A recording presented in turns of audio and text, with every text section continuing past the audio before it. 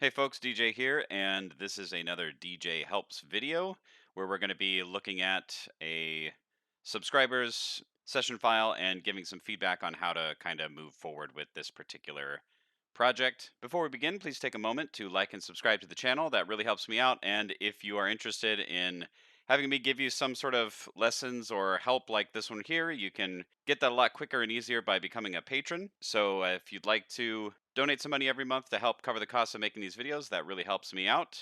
So this individual here has been following the Epic tutorial or the Epic text tutorial series. So this set right here, and I'll put a link in the description below and also a card up at the top so you can check this out.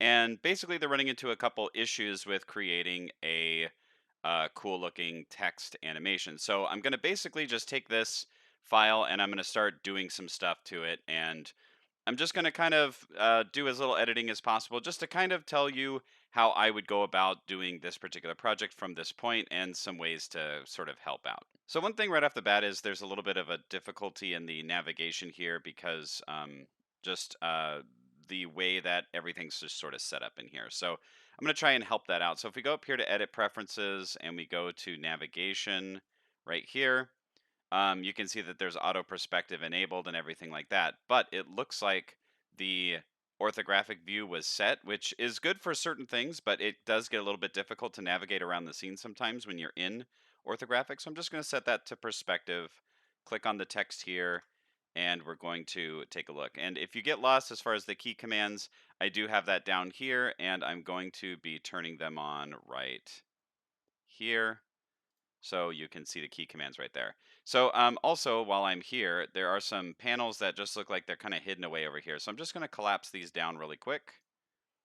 And we're just going to make this one full screen here and hit N to get rid of that. So here we have our text. And one of the things that this particular artist wanted to do was create a really cool sort of like 3D like animation of the camera to go around like this or something along those lines. Probably more like this, so that it goes around in a circle like that with the camera and to have some decent lighting sort of set on it and stuff like that. So with a lot of new artists, they do run into some of these issues, and some of this is quote basic, but it's very important that everybody who's learning Blender, and even if you're really good at it, like when you're working with other people, everybody's at different levels, and we're all learning from most likely like a million different places, and just sort of like putting together all the knowledge into our brains. So it's really good to get information from other people on how to like make this sort of thing possible. So I'm going to show you the preferred way that I would say you can do this, but that doesn't mean it's the only way, and it may not even mean it's the best way. It's just the way that I can think of right now. So I'm going to go ahead and delete those. And we're just going to take a look and see what the materials look like and all that. So let's see here. So we got a cool sort of effect here with this sort of metallic look and some beveling and stuff like that. So the first thing I would say is if we go to the solid view here and right click on this, set it to shade smooth, that's going to help out with some of the edges and stuff. So if we go to shade flat and we look at it, it may be okay for some things, but we do start to see some of these edges here. So I'm going to hit shade smooth. And shade smooth works really well for some of the angle changes and all that here to help soften some of those edges. But we do have some issues right here with the shading, and that's because if we take a look at this, you can see here it's not perfect quads, and they're not quads at all. They're just sort of this curved way that when we create things with the curve text creation set that's within Blender, you kind of get this sort of thing going on. So this is very common, and what you'll want to do is if we go back into the regular object mode here, go down to the vertex or the object data down here, sorry, the object data properties, go to normals, and then click right here that says auto smooth. And that's going to help to sort of like fix some of those really weird harsh edges, or make the harsh edges and flat planes more like flat planes. And the curved areas are going to look nice and smooth for the curved areas. Now you can see here that we still have this sort of effect that's going on with the front. And if I take this and you actually crank this up, you can change this so that you can sort of like set other areas as flat shading or smooth shading and all that. I'm going to set that back to 30, and I'm going to show you how you can actually change some of the shading based on the actual planes or vertex data from within the edit object menu. So we're going to go ahead and head into edit mode here so we can clean up some of that weird uh, shading that you see on the front facing here. And technically all of these should be along the same plane if this was all made correctly with the same curve technique that I showed in my video. So if we go here, select one of these faces, hit F3, and we're going to start typing in select and then similar. And you can see right here, coplanar. And if I click on that, you can see that now all of the ones that are on that same plane should be selected. And what we're going to do is we're just going to right click and we're going to shade flat. And so if we go back into object mode, you can see here that all of those are now flat and we have a nice smooth shading on our edges here. And then the more harsh edges look like they're more harsh and all that fun stuff. Now, what you could do to help take care of some of this stuff here, where it's a really, obvious cut between this top edge here and this side edge here, you could actually add, if you wanted to, a modifier here. Go to bevel, and then you can change this from offset to, sorry, the limit method here to angle, and just change the angle to get it to be where you kind of want it to be. This sometimes works, sometimes doesn't when you're trying to do it overall for the entire object. So it just kind of depends on what you're trying to do. You can see that there's a little bit of a funkiness going on there. So this might not work for this. You might have to actually go in here and select, and I'll show you a really cool way that you can select all of a particular edge. So if I go here, select like this part right here, and if you hold Control, you can select that whole line right there, okay? And if you hit N, go to Item, and then go here to where it says Mean Bevel Weight, put a 1, and I'm just going to show you this on this one. And if I add the bevel now and change the width type, sorry, the limit method to weight here, it's only going to do that section, okay? So if I put a 0.01 or whatever it might be here, you can see that I'm now controlling the bevel of that particular section. So let's say this is now 0.002 or something like that, and we'll add a couple segments. And there's a little bit of funkiness going on here, but you get the idea. So if you wanted to go in and set bevels for all your edges, you could do that. I'm not going to do that for this video, but you can feel free to do that on your own.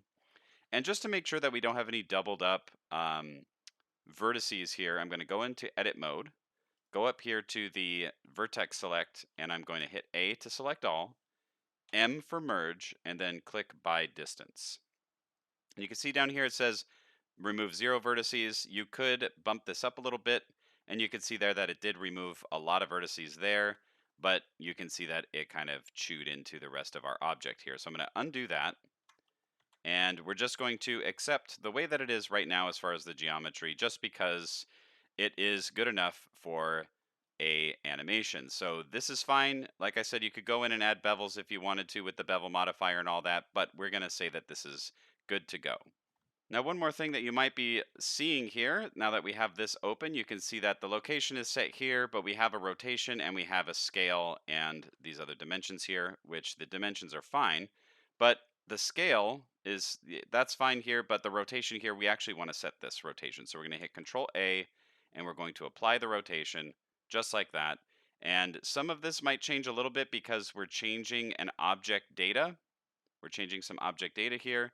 And in the actual materials, if I open up the materials here to the shader editor, you can see here it's using object data, which means that if you rotate the object, it's going to use that when you are creating that particular texture here. Okay, so when you apply a scale or you apply rotation or something like that, you will see a change in your textures if you are using the object data. So just remember to keep that in mind, okay? I'm going to close this for now, and we're just going to look around a little bit. So one more thing here, you can see that the center point right here, that's this little yellow ball, the center point is put way over here. So we're going to right click this, set origin, and we're going to set the origin to the geometry, which is going to set it in the middle. Now, if you wanted to, you could set it to the 3D cursor, which currently is slightly off. You could see right here, 3D cursor is a little off, so I'm going to hit Shift C, and that's going to center the 3D cursor. You can also hit Shift S and snap the cursor to the world origin if you wanted to. So, but I'm used to hitting Shift C, so that's what I do. I'm going to go ahead and delete this light for now because we're really not going to use that. And I'm going to delete this camera as well because I don't know what might have happened with this camera and it's best to start from scratch. So I'm going to delete that camera as well. And I'm actually going to right click, set origin to the 3D cursor, which will put it right there. And the reason why I do that is because if I was going to scale it up or something like that, you could see that it's going right there at the 0, at 0 right in the center there. So that's why I did that. Now what we'll want to do with this is we want to make a camera rotate around this object in a circular fashion, kind of like this here. And we'll want it to start, let's actually do it like this. So we'll want it to start from over here and then end up kind of over here. And the best way to do this is by creating a sort of rig system with a curve. And we're going to make a path and it's going to travel along the path and we're going to set a camera to that. Okay. So we're going to hit Shift A, go to curve, go to up the list here to circle, and you can see there's the circle right there. We're going to scale that up. And I know that if I hit 3 here to go to the side view, I'm going to want the camera to be centered with this. So I can either pull this down or just pull this this circle here up a bit. And you can see that it was currently set to snap to grid, and that's a setting that the user was using up here. So if you turn this on and off, you can actually snap it to the background grid. So I have it off right now, but a little trick for you guys who don't know this, if you hold control, when you don't have it set to snapping, you can actually move it along the grid. Or if it is set to snapping and you hit Control Z and you want to move it around, but not with the grid, you can hold Control then and it's nice and fluid between those grid lines. So just a little idea for you guys if you get a little bit stuck on snapping to grids and stuff like that. So we're going to take this actually off the snapping to grid and we're going to start to add some stuff here. So I'm going to apply this scale, which will help with any other sort of issues that might occur if the scale was being taken into consideration. I'm going to hit Shift A, and then we're going to go down and add a camera. I'm going to name this camera. We're going to call this moving camera. And we're actually going to name this Bezier circle as well. We're going to call this track. Actually, we're going to call this camera underscore track. And you'll see right here that the camera comes in and it already has some information in the transform properties. So we actually want to clear out all the rotation and information here. So I'm going to hit Alt R to reset that.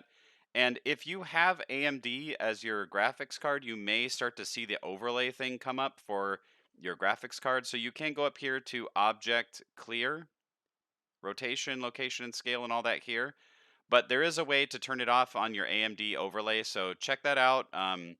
I'm not exactly sure what the settings are, but go in there and turn that stuff off because it really is annoying when you're doing hotkeys inside of Blender and you have either NVIDIA or AMD overlays jumping up into your face for no reason. So what we're going to do here is we want to actually snap this to the circle, okay? So what we want to do is go down here to the Object Constraint Properties, and then we want to add a follow path, okay?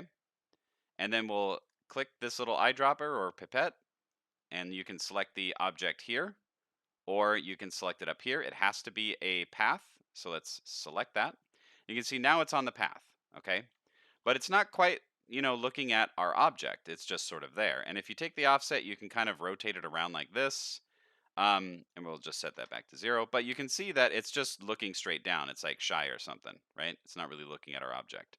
So you could rotate this if you wanted to set it, but if you rotate this, let's say I go to the side view here, hold control to snap this, I do it like this, and then I offset it, you can see that it's not tracking with the text, okay? It's just kind of looking straight forward, and that's not what we want.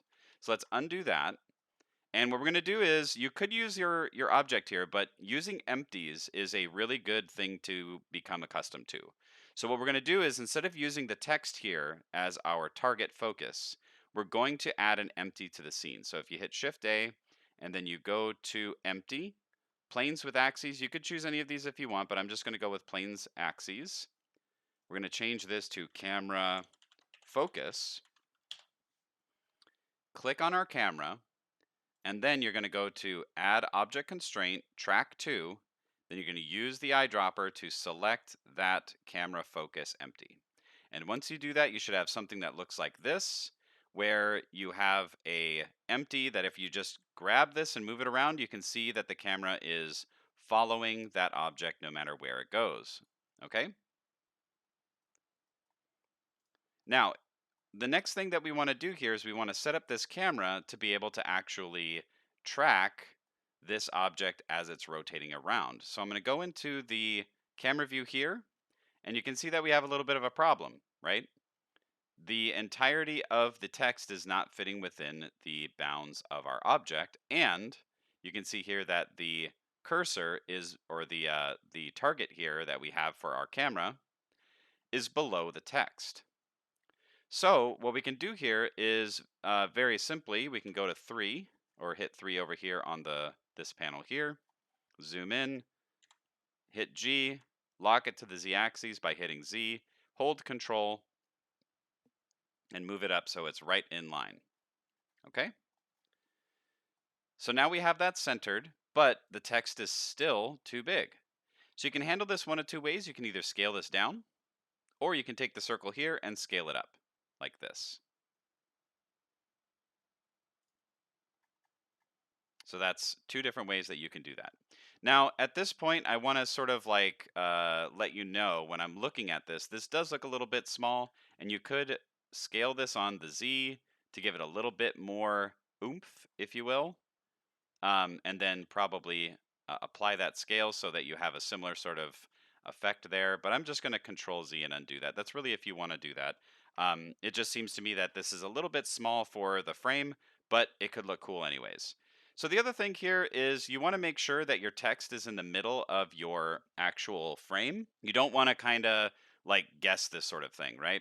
So if we go down to our camera properties, if you make sure that you have selected your camera, go down to the camera properties, then you're going to go to the, where is it? Viewport display and composition guides right here under viewport display, composition guides, and you can click on thirds. And that's going to give you sort of a idea about where everything is sort of placed. So you can see here there's too much room here compared to here. So I'm actually going to take the text, grab it, lock it on the x-axis by hitting X. I'm going to hold shift here and I'm just going to knock it over to the left a little bit, just like that. So now it's a little bit more centered in our frame, this way and this way. Okay? And Alt A will deselect everything. So you can keep your composition guides on if you want. I'm going to do that now. And this is kind of like a composition for, this particular view here. And if we take the camera and we go to the constraints here, we can actually animate this offset. Now you could click this button, but I wouldn't actually do that because it's a lot easier, in my opinion, to track this kind of like customized. So we're going to move this up here so we can look at our actual timeline. And let's say you wanted this to be 6 seconds. In general, animation, how it's done is by 24 frames per second. So you probably maybe want to do that. That's up to you. You can do this math on your own. But basically, if you know that it's 24 frames per second, and you want it to be, let's say, 6 seconds or something like that, you'll just multiply that by 6, and that gives you 144. Okay, and you can actually put that into the end frame here. I'll put 144 right here. So this is the overall timeline that you would need for that. Now, generally speaking, when you're editing this into a timeline, you want a few, like either a half a second or a full second or a few seconds on either side for padding. It's basically to allow for transition effects so it doesn't just jump into this view and all of a sudden it's moving, but there really wasn't like a fade effect or something like that that you could sort of ease into this animation. So we're actually going to add a couple frames on either side. So if we take a look at this, if we want it to be 6 seconds, but we want to add, let's say, 2 seconds for padding. Okay, I'm going to hit enter there. Oops, 6, it would be 24 plus, or 24 times 8, because we want to do 8 seconds now, because that'll be 1 second and 1 second on either side for padding. It's up to you how you want to do it. I'm just using this as a for example, okay? So hit enter, that gives us 192. So we're going to change this to a 192 for the end frame. And I'm going to squeeze this down a bit by clicking and dragging this little bottom thing here so we see the full timeline. Then we're going to go to the first frame. And here we're going to take this offset right here. If you have the camera selected and you go to the offset, you can click and drag and move this over to be something like that if you want. So if we hit 7 here, we can actually see this a little bit easier. But you can see here it's kind of a bummer, it's like way over there. So it's really up to you on how you want to set this up. You could start it here or not. That's your choice. But you can see that as we move this around, the text stays right inside our frame the entire time. So you don't have to worry about any of that stuff happening where it gets cut off or something like that. So we're going to move this back over here. And let's put it right there. So I'm actually going to set it right here. Let's make this a cool 25, okay? Negative 25. I'm going to right click, insert keyframe, okay?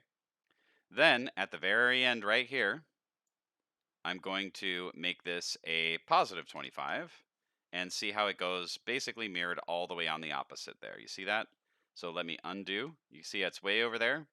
So negative 25, if we just do the reverse of this, or we could take the math here and do times negative 1, you can see that it basically flips to the other side, and we didn't have to do any clicking and dragging or any math or anything like that. Then we'll click this right here to animate it, and you can see with the little yellow dots or diamonds down here, it's now animating.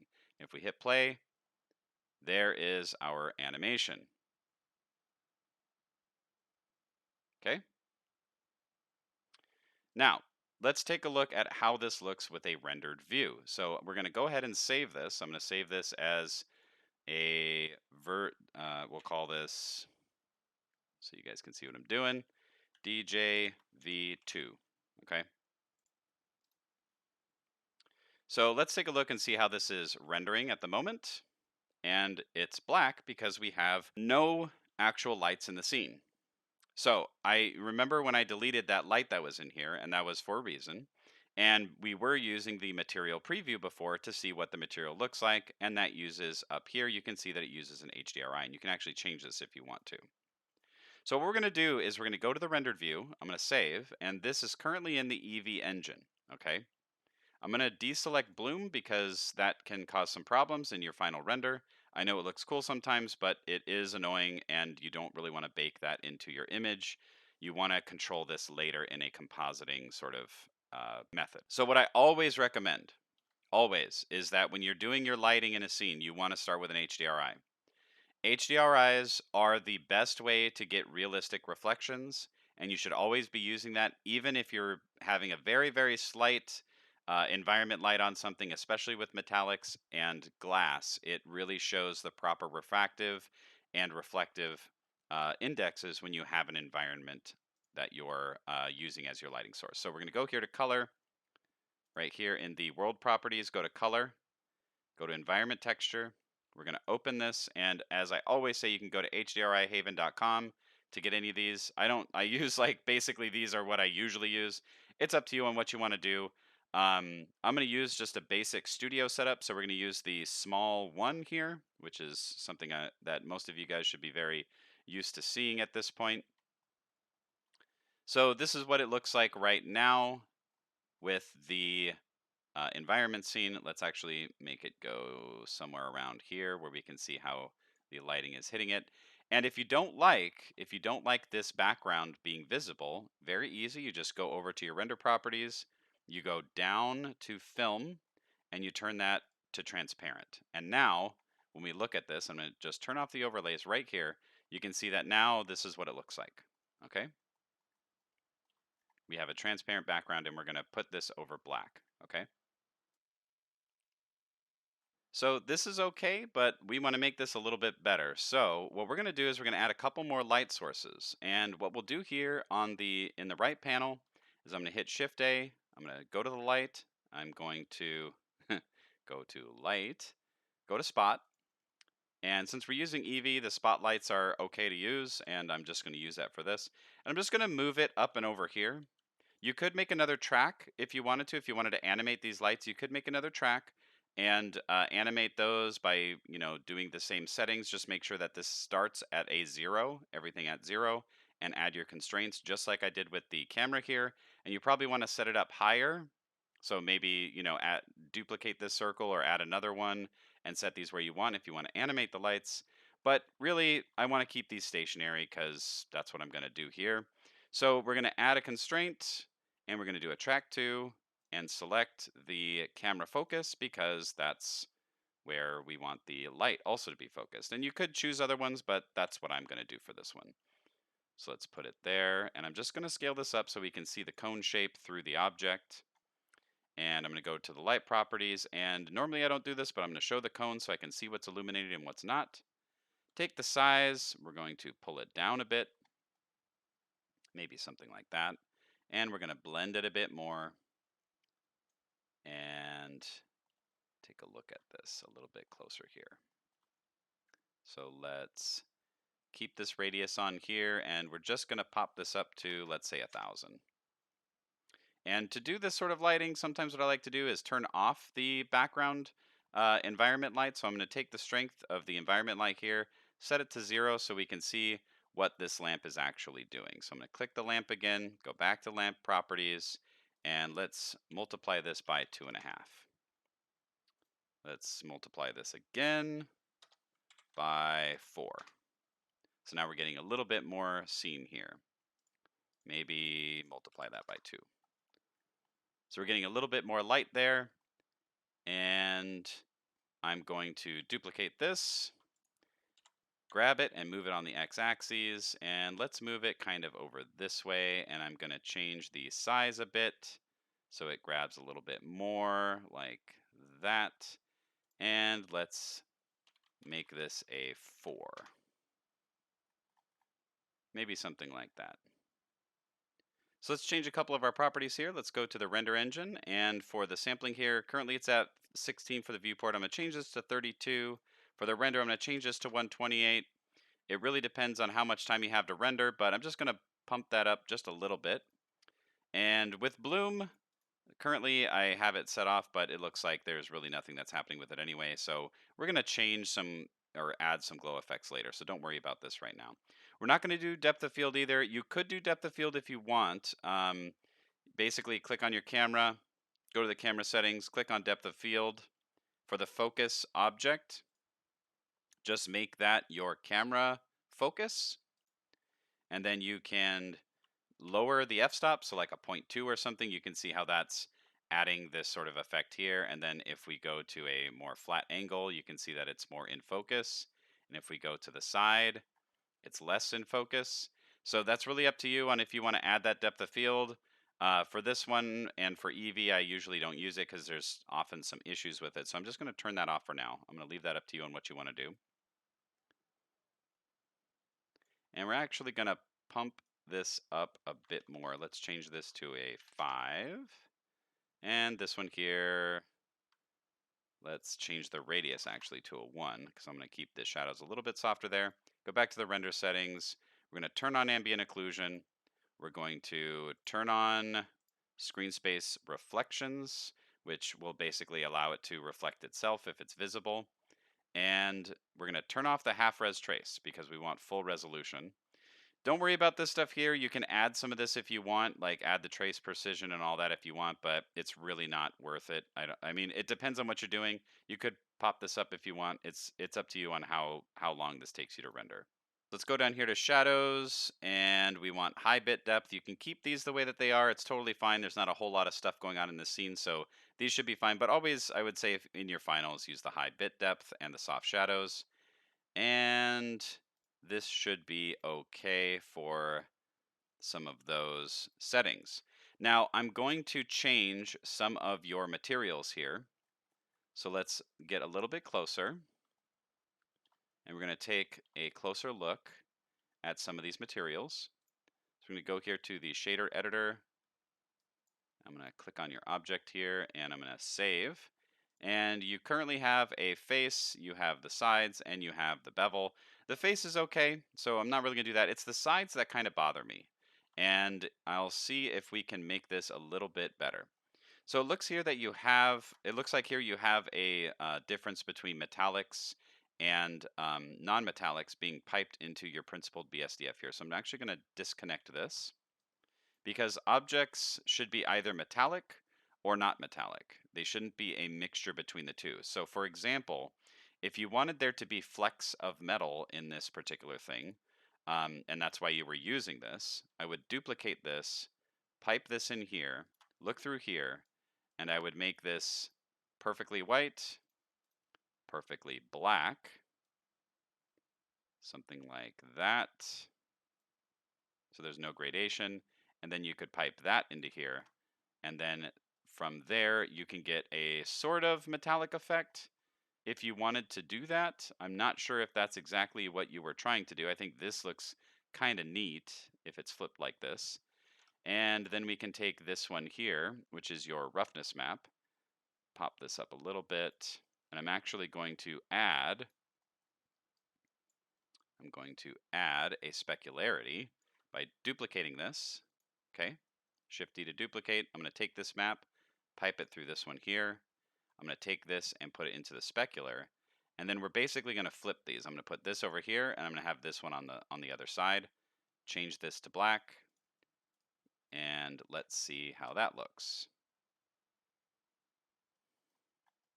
So that basically adds a little bit of this funky specular effect. It's kind of hard to see on some of the edges, but you can see that there's, it basically, for this here, if I pop this up,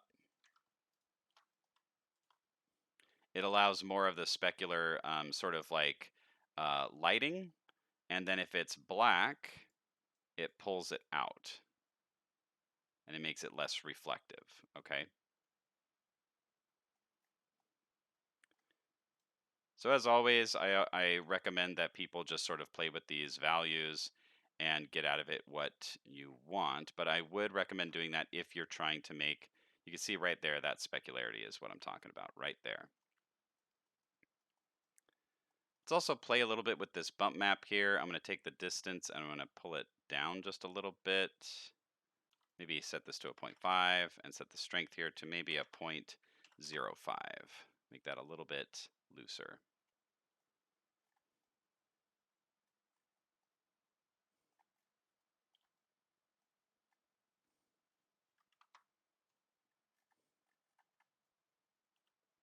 So that's kind of fun. Now, one thing that I recommend doing, because the principled BSDF doesn't automatically do this uh, with your roughness, is a lot of times roughness has a sort of um, what I'm just going to call it a layer weight effect. So basically, you're going to have a more reflective surface the more you are sort of like straight on to the object versus at an angle like this. And when you add that into your actual roughness, it adds quite a bit of character. And let's see if this particular project will allow that. So I'm going to, right here is where your roughness is. I'm going to add, do a search for layer weight. And if I hold shift and control and left click here, and I look at facing, you can see there the black and the white. So basically, we're going to use this. So as we move the camera around, you can see that it sort of changes the way that that's being, the sort of colors that are being shown here. So what we're going to do here is we're going to use that to drive our extra reflected roughness, okay? And what we actually need to do is invert this. I'm not going to go into detail on this, but some of my other tutorials talk about this. So I'm going to invert the facing. So here, I'm going to put this over here. And now I'm going to add, Shift A to add a color mix RGB, and I'm going to put it right there. And then I'm going to take this color, I'm going to put it right here. I'm going to change this to a multiply, and I'll show you what it's doing. So if I take this blend and I pop it up, you can see, hopefully, that there's a little bit of an effect going on here. And if I take this and I move it up, you can see that multiply effect that's happening, okay? So let's take this blend, pull it down, and you can see how it's sort of changing that reflective or the roughness values here before it gets put into this color ramp. So let's look through here, and we're going to have a little bit of a change in how the reflectivity is being controlled. And I'm going to pull this back a bit, pull this over a little bit, pull this up, and just play with some of these values. And for the metallic, pull this like this. And now we're having a wholly different sort of look to this material here. Okay, which I think kind of adds to it. Now we could flip this. Maybe that helps with the metallic, but I kind of like, oops, I kind of like how this is looking here. All right, I'm going to save this, and let's go to the middle of the shot here, or towards the middle, and we're going to turn on the strength here again, set this to a 1, and now we have this here. Okay, so there we go. Now we're going to set this up for an animation, but before we do, we need to set a couple things here. Okay, so I'm going to save this, and let's go to maybe this shot or this part of the animation here. I'm going to go ahead and change the size here. So the resolution is set currently to 1920 by 1080. In my opinion, always do double your final resolution. So I'm going to render this at 200%. Hit F12, which it looks like there are some things that are not turned off here. So I'm going to go ahead and turn those off. So pre-convert, turn that off, and let's hit F12 again. And here is the render. Okay, so let's take this render result, and we're going to go over to the Compositing tab, click Use Nodes, and we'll take a look at this in here. So Control-Shift, left-click that, and we'll go to View, Fit, so the whole thing fits in here. So we have our image here that we rendered with the transparent background. We're going to hit Shift-A to add a color mix, and we're going to take the image and we're going to pipe it right in there. Control-Shift, left-click, and we're going to change the input to the actual bottom here. And let's take this, make it black. And you can see here, factor, one or the other, okay? So we can actually take the alpha, pipe that into the factor, which if we look at the alpha, you'll see here white and black. If you pipe that into here, it will basically create two channels. So the black and the white basically use that to mix this together. Then we're going to hit Shift-A. We're going to go to Filter. We're going to go to Glare. We're going to add that here and look through here. Now, this is why I say to use this one, is because you can get a lot better looking stuff through this glare node, or following my tutorial series on the on Natron, you can use that to create the glow effects. But using this in here and doing it in post is a lot better in my opinion. You can change this to the fog glow if you want to have that bloom effect like that. And there you have the glare effect like that, okay? Change this to high, and you can have a neat little effect that's going on like that. Now, one thing that I'll say is we probably would want to take if we go to the shader editor here, change this from object to world, and look at this. We can actually take this Studio Small background here and change this up a little bit. So I'm going to hit Shift-A, Color, RGB Curves. I'm just going to pull this down like this. And what that'll do is it'll make the brighter parts of the environment more visible, and it will take out some of the other sort of ambient light in the room. And we can pull this down maybe to a 0.25 or something like that. And just to show you what I'm talking about, if I take the spots out of the equation, you can see here, see that lighting effect there? Okay. If I take this and I move this, you see how it dulls it down a bit, but if I pull it this way, see that? Okay. The other thing you can do if you click this and hit Control T, make sure you have Node Wrangler, by the way, installed. If you take this, you can actually rotate the lighting to change how it's hitting the surface. So do that if you want to do that. Okay, so that's the node setup there. Let me zoom in on this a bit so you can take a screen grab or whatever. So this is the inside of the world settings with the shader editor. You can add a texture coordinate, mapping node, your environment light, and then an RGB curves to control the contrast of your lighting. And you can even change the strength from within here. So let's change this back to object. We'll pull this back over. And let me see if we can make this metallic look on the front a little bit better, okay? So I'm gonna go here to shader editor, face, and let's take a look at this. Actually gonna take this scale here. Let's see here, we're gonna take this scale here. Let's change this to 10. There we go. That might look a little bit better. Gonna pop that down a little bit. And let's take a look at this. So that's, oh, I see what, yeah, that's for the metallic coloring. Get this here. That's being piped directly into the roughness. And that's going in, oh, distance here. Let's change that to a 1. Let's see what we can do here.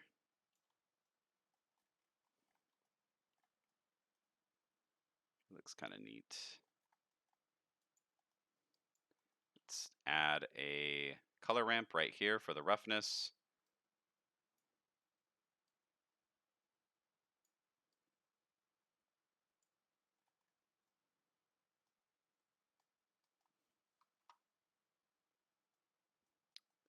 And let's change the scale. Let's try a 5 here. Yeah, that might work out a little bit better. Let's see. Yeah, I think that'll look a little bit better.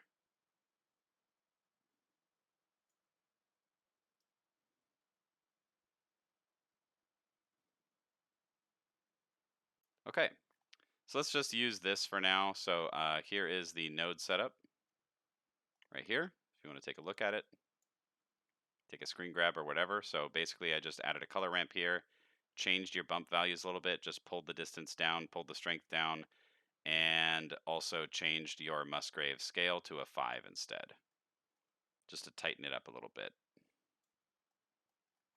Okay, so let's go back to the camera view here. Let's turn back on our other lights and hit F12.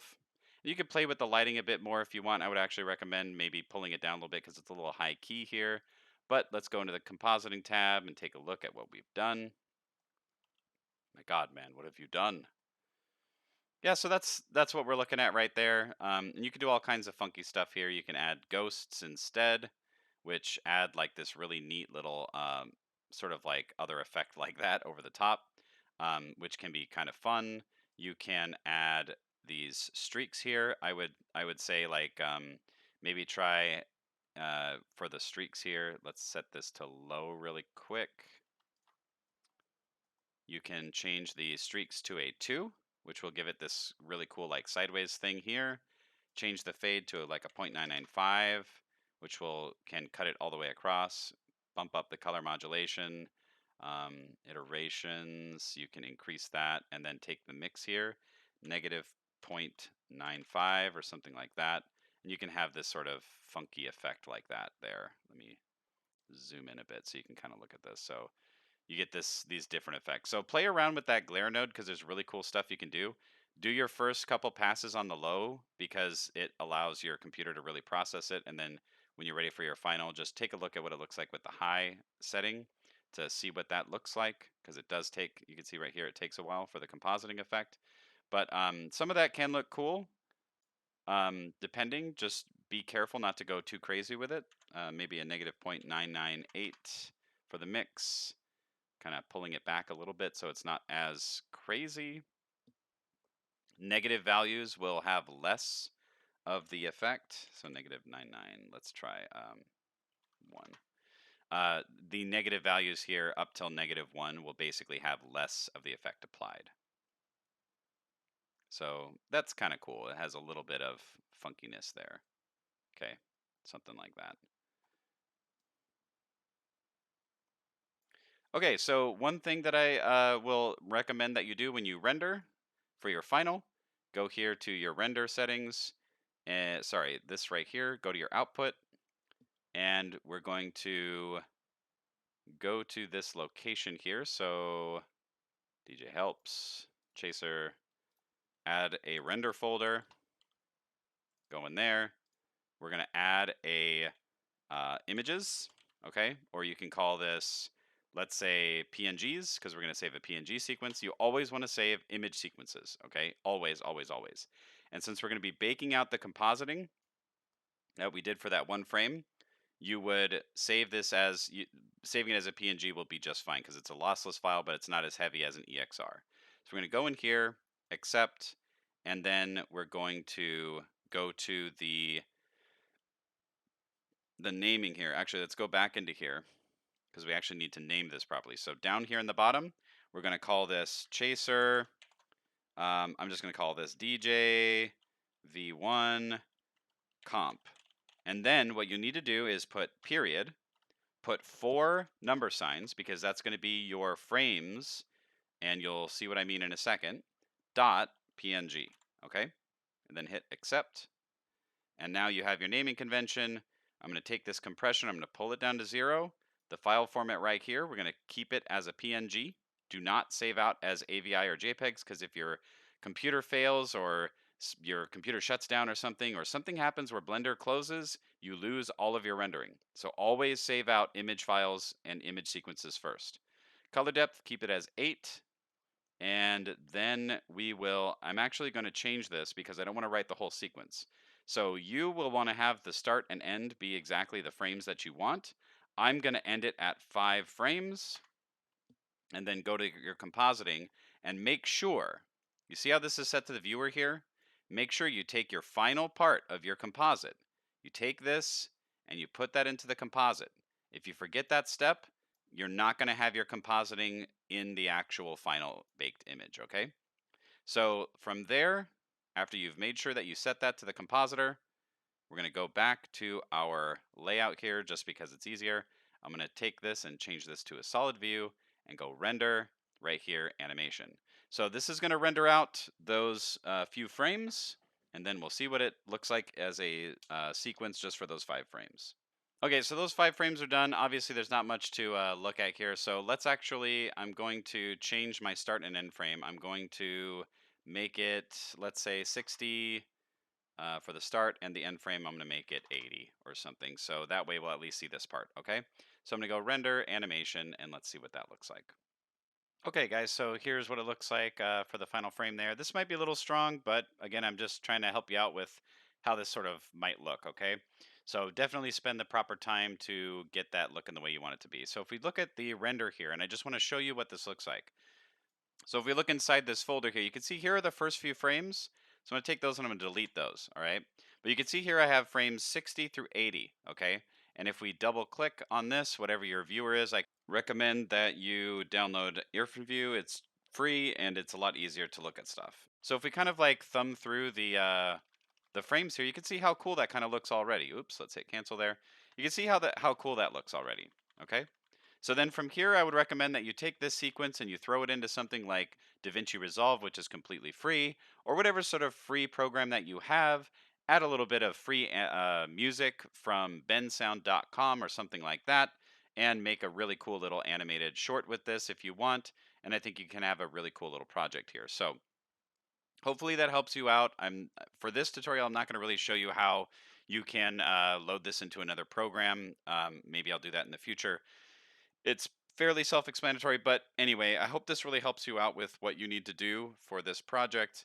Again, always render out images. Don't render out the full motion video straight out of Blender. You want to do it this way first so that you can look at the images, make sure that you see any problems. If there's a dropped frame in your final render, you can see what frame is missing inside of here or something like that.